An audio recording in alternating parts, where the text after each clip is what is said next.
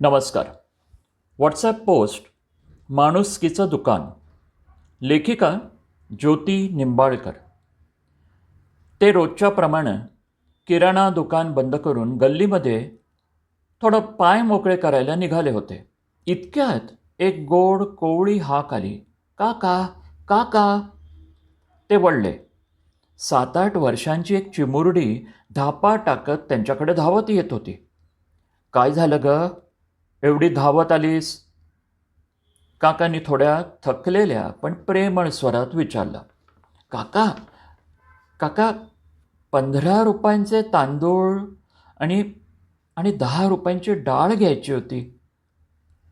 मुलीच्या डोळ्यात निरागसता आणि गरज दोन्ही स्पष्ट दिसत होती. काकांनी मागे वळून आपल्या दुकानाकडे पाहिलं. आता दुकान बंद केलंय ग, सकाळी ये, मिळेल तेव्हा. पण काका, आत्ता हवी होती हो, तिनं हळू आवाजात सांगितलं. लवकर यायचं होतं ना ग, आता सगळं आवरून ठेवलंय बघ, त्यांनी सौम्य पण व्यावसायिक स्वरात सांगितलं. मुलगी गप्प झाली. नजर खाली घालून बोलली, सगळी काका, सगळी सगळी दुकानं बंद झाली आहेत हो, आणि घरी पीठही नाही आहे. हे ऐकून काकांचं काळीज सुन्न झालं. क्षणभर ते शांत राहिले. तू आधी का आली नाहीस ग? बाबा आत्ता घरी आलेत आणि आणि घरी. ती थांबली. बहुतेक अश्रू रोखत होती ती. काकांना काही विचारायचं नव्हतंच आता.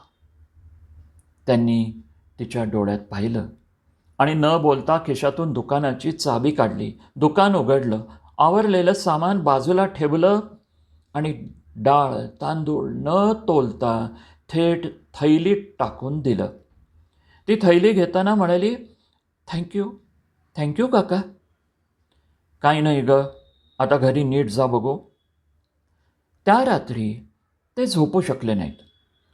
त्या मुलीचा चेहरा, तिची हतबलता आणि ती एक ओळ, घरी पीठही नाही, ती सातत्यानं त्यांना अस्वस्थ करत राहिली. त्यांना स्वतःचं बाळपण आठवलं. रिक्षा चालवणारे बाबा, दुसऱ्यांच्या घरात काम करणारी आई, पाण्यात भिजवलेली पोळी खाल्लेलीची रात्र. आज माझ्याकडे दुकान आहे, कमाई आहे, पण माणुसकी आहे का? स्वतःला त्यांनी विचारलं. दुसऱ्या दिवशी दुकान उघडल्यावर त्यांनी एक फलक लावला. तुम्हाला गरज असेल आणि पैसे नसतील तरी संकोच करू नका, हक्काने मागा. ही उधारी नाही, माणुसकी आहे. आणि बाजूला एक डबा ठेवला. जर तुम्हाला कोणाला मदत करायची असेल तर या डब्यात पैसे टाका. सुरुवातीला लोक चकित झाले, पण हळूहळू समजलं, हे प्रसिद्धीसाठी नाही, ही मनापासून माणुसकीसाठी केलेली गोष्ट आहे. 1 आठवड्यानंतर तीच मुलगी पुन्हा आली.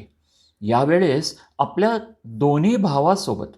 काका, बाबांनी काही पैसे दिलेत, मागच्या वेळेस जे घेतलं होतं ना त्याचे, आणि हो, अ, पण मागचे पण पैसे यातूनच घ्या. नाही ग, त्या दिवशी जे दिलं होतं ना ते माणुसकीचं होतं, त्याचा हिशोब नसतो. मुलगी हसली, फलक वाचला आणि म्हणाली, बाबा म्हणाले होते की ते रोजंदारी करून आले की या डब्यात पैसे टाकतील, जेणेकरून इतरांनाही मदत होईल. त्या दिवशी दुकानदाराच्या डोळ्यात पाणी आलं. खरंच, नेकी कधी वाया जात नाही. हळूहळू त्या दुकानाचं नाव पसरू लागलं, माणुसकीचं दुकान. गल्लीतल्या आजीबाई, एकटे राहणारे वृद्ध, रोजंदारी करणारे मजूर आता तिथून सन्मानानं सामान घेत होते. सक्षम लोक त्या डब्यात थोडे थोडे पैसे टाकत जातात. शाळेतली मुलं आपल्या गुल्लक फोडून त्यात पैसे टाकू लागली. हे दुकान आता केवळ व्यापाराचं ठिकाण नव्हतं, ते एक विश्वासाचं मंदिर बनलं होतं. नंतर एका स्थानिक पत्रकारानं ही गोष्ट प्रसिद्ध केली.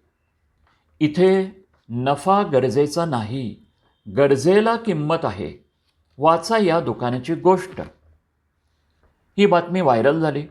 अनेक सोशल मीडिया पेजेसनी त्यावर व्हिडिओ बनवले. लोक लांबून या दुकानाला बघायला येऊ लागले. पण दुकानदारांनी कधीही त्याचा फायदा घेतला नाही. जर एका मुलीच्या उपाशी पोटानं मला बदललं तर कदाचित हे दुकान इतरांनाही बदलू शकेल. ती मुलगी आता रोज शाळेत जाते. दुकानदारांनी तिच्या शिक्षणाची फी गुप्तपणे भरली. एक दिवस तिचे बाबा म्हणाले, त्या दिवशी तुम्ही केवळ तांदूळ आणि डाळ दिली नव्हती. माझ्या मुलीला विश्वास दिला की जगात अजूनही चांगले लोक आहेत. आजही त्या दुकानाबाहेर तो फलक आहे. तुम्हाला गरज असेल आणि पैसे नसतील तरी संकोच करू नका. आणि त्या डब्यात रोज कोणीतरी शांतपणे काहीतरी टाकून जातं. ही गोष्ट एका चिमुरडीची आहे, पण ती एक मोठ्या बदलाची लाट बनली आहे. बदल बाहेरून नाही होत, तो आपल्या अंतःकरणातून सुरू होतो. धन्यवाद. टीका ज्योती निंबाळकर. वाचन संजय इनामदार.